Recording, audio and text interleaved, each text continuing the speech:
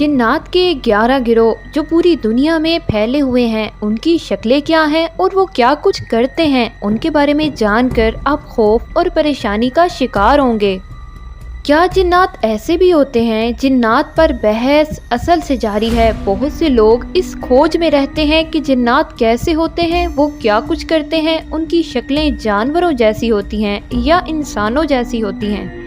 جنات کے موضوع سے وابستہ بہت سی ایسی کتابوں میں ان کے وجود اور مخلوق کا ذکر پایا جاتا ہے، لیکن پروفیسر عبداللہ بھٹی نے اپنی کتاب سرمایہ درویش میں جنات کی سرگرمیوں کا ذکر کرتے ہوئے ان گروہوں کا ذکر کیا ہے جو دنیا میں پھیلے ہوئے ہیں اور بوقت ضرورت انسانوں کو تنگ کرتے رہتے ہیں۔ اب جنات کے یہ 11 گروہ کیا کچھ کرتے ہیں، آپ کو اس ویڈیو میں بتائیں گے۔ ناظرین، سب سے پہلا گروہ ارواح خبیثہ کی یہ قسم گھروں اور مکانوں کے اندر سکونت اختیار کر لیتی ہے اور اس گھر کے رہنے والوں کو خواب اور بیداری میں ڈراتی رہتی ہے اور دکھ اور تکلیف بھی پہنچاتی ہے۔ اور ناظرین، دنیا کے کسی نہ کسی شہر میں ایسا گھر تو لازمی ہوتا ہے جس میں یہ جن رہائش پذیر ہوتے ہیں، اور ایسے مکان اور گھروں کو آسیب زدہ گھر کہا جاتا ہے۔ ایسے مکانات میں جن مختلف حرکات کرتے ہیں، بعض اوقات گھر کے رہنے والوں پر اینٹیں اور پتھر برسائے جاتے ہیں اور بعض جگہ پاخانہ اور گندگی پھینک دیتے ہیں، چیزیں باہر پھینکتے ہیں اور توڑتے پھوڑتے رہتے ہیں۔ کئی بار تو یہ شیاطین کپڑوں اور سامان کو آگ لگا دیتے ہیں۔ اور اس لیے ناظرین، حدیث شریف میں ہے کہ شام کے بعد اپنے گھروں کے دروازوں کو کھلا نہیں چھوڑنا چاہیے، کیونکہ ایسے وقت میں بعض مسافر جنات آ کر گھروں میں بسیرا کر لیتے ہیں اور بعض دکانوں اور گھروں کی برکت کو سلب کر لیتے ہیں، گھروں میں فساد اور جھگڑا پیدا کرتے ہیں، گھر میں رہنے والے افراد کے درمیان تفرقہ اور حسد پیدا کر دیتے ہیں۔ ناظرین، دوسرا گروہ یہ ایک ایسا گروہ ہے جس میں وہ جنات اور ارواح خبیثہ شامل ہے جو انسانوں پر مسلط ہو جایا کرتی ہیں، جن سے اکثر ان کی صحت خراب ہو جاتی ہے اور سخت لاعلاج امراض میں مبتلا ہو جاتے ہیں، جو حکماء اور ڈاکٹرز کی دواؤں سے سخت لاعلاج پذیر مرض میں مبتلا ہوتے ہیں۔ بعض دفعہ اسی گروہ کی جن انسانوں کے جسم کے کسی ایک خاص حصے کو متاثر کرتے ہیں تو ناظرین وہ حصہ شل، مفلوج اور بیکار ہو جاتا ہے یا اس پر کوئی زخم نمودار ہو جاتا ہے۔ اور بعض دفعہ ارواح خبیثہ انسانوں پر مسلط ہو جاتی ہیں، اور بعض دفعہ تو یہ ہوتا ہے سفلی جادوگر جادو کے ذریعے اسے انسانوں پر مسلط کر دیتے ہیں، اور وہ ارواح خبیثہ انسان کو طرح طرح کی تکالیف میں مبتلا رکھتے ہیں۔ ناظرین، اس گروہ کے جنات کو آسانی سے تسخیر کیا جا سکتا ہے۔ ہندوستان، چین اور اس قسم کے کئی علاقوں میں سفلی عاملین بکثرت پائے جاتے ہیں۔ ناظرین، تیسرا گروہ، اس گروہ میں شامل جنات اور ارواح خبیثہ اکثر قبرستانوں میں اور ان کے گرد و نواح میں اپنا بسیرا کرتی ہیں۔ ہندو لوگوں میں یہ عقیدہ عام طور پر پایا جاتا ہے کہ مرنے کے بعد اس کی روح بھوت بن کر مردے کے عزیزوں اقارب پر بعض دفعہ حاوی ہو جاتی ہے۔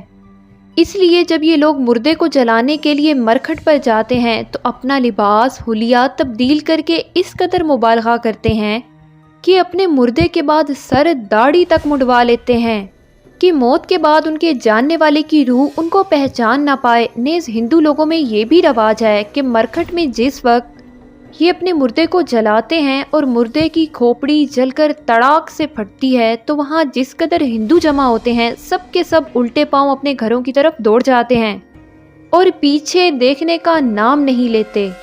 ناظرین، چوتھا گروہ، شیاطین اور جنات کا یہ گروہ پرانے خیر آباد گاؤں اور جنگلوں کے آس پاس منڈلاتا رہتا ہے اور جانوروں کے خون، ہڈیوں، گوشت سے غذا وغیرہ حاصل کرتا ہے۔ اور حدیث میں آتا ہے کہ رسول پاک نے گوبر، ہڈی اور کوئلے سے استنجا کرنے سے اپنے اصحاب کو منع فرمایا ہے، اور فرمایا ہے کہ یہ چیزیں جنات کی خوراک ہیں، اگر ان سے استنجا کیا جائے تو وہ جنات کی خوراک کے قابل نہیں رہتی۔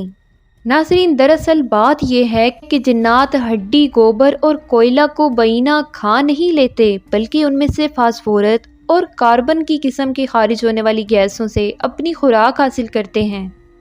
اس لیے یہ جنات کم آبادی والے گاؤں اور جنگلوں میں اپنی خوراک ڈھونڈتے پھرتے ہیں اور بعض دفعہ انسانوں کو تنگ بھی کرتے ہیں۔ ناظرین، اب باری آتی ہے پانچویں گروہ کی۔ 5वां गिरोह, जिन्नात का ये गिरोह परिंदों की तरह हवा में चक्कर लगाता रहता है और इस किस्म के जिन्नात हज़रत सुलेमान अलैहिस्सलाम के तख्त को उठाए रखते थे। नाज़रीन, छठा गिरोह, जिन्नातों शयातीन का छठा गिरोह बहुत ही ख़तरनाक किस्म का होता है। इस गिरोह के जिन शयातीन किसी शख्स पर मुसल्लत हो जाते हैं तो मरीज़ अंगारे निकलता है और वो लोग आँख में घुस जाते हैं और सही सलामत बाहर भी निकल आते हैं। और नाज़रीन, इस किस्म के शयातीन जब इंसान के कान या उंगली को छूते हैं तो वो जल उठती है। खुदा ना करे अगर ये जिन किसी इंसान पे मुसल्लत हो जाएं तो उन्हें दर्दनाक अजाब में मुब्तला कर देते हैं। नाज़रीन, 7वां गिरोह, इस गिरोह में शामिल जिन शयातीन बुतों और मूर्तियों में घुसकर लोगों में मुशरिकाना रसूमात का मौजू बनते हैं। इस तरह के शयातीन अपने पुरस्तारों पुजारियों को अपनी परस्तिश में उलझाए रखते हैं। अगर ये पुजारी इन शयातीन की पूजा और सजदा करने में कोताही करते हैं तो वो शयातीन उनके अहले खाना को तरह तरह की तकलीफ़ देते हैं और रंज पहुंचाते हैं, तरह तरह के चढ़ावे तलब करते हैं और अजीबो गरीब किस्म की कुर्बानियाँ मांगते हैं। कलकत्ता की काली देवी जो खूंखार थी, नाज़रीन, वो एक ख़तरनाक किस्म की चुड़ैल थी और ये चुड़ैल देवी अपने पुजारियों से इंसानों की कुर्बानियाँ मांगती थी और जब तक कई बेगुनाह उसकी दहलीज पे जान नहीं दे देते थे वो राज़ी नहीं होती थी। इसकी खौफनाक काली शक्ल और गले में खोपड़ियों का